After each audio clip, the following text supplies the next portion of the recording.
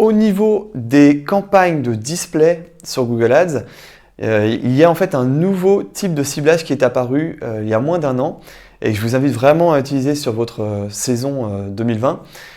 Il s'agit des intentions de recherche personnalisées. Ça veut dire quoi?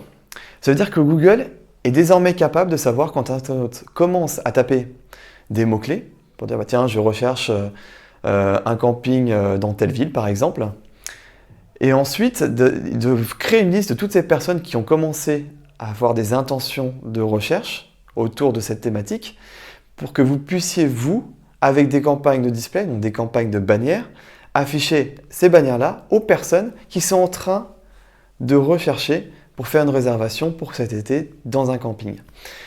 Donc c'est super parce que ça permet d'aller chercher de nouveau de la conversion. Avant, les campagnes display, c'était plus dédié à de la notoriété. Maintenant, de nouveau, en fait, comme on cible des gens qui sont très proches d'un achat, en fait, on se retrouve avec des campagnes display qui, de nouveau, apportent des conversions avec des bons coûts d'acquisition.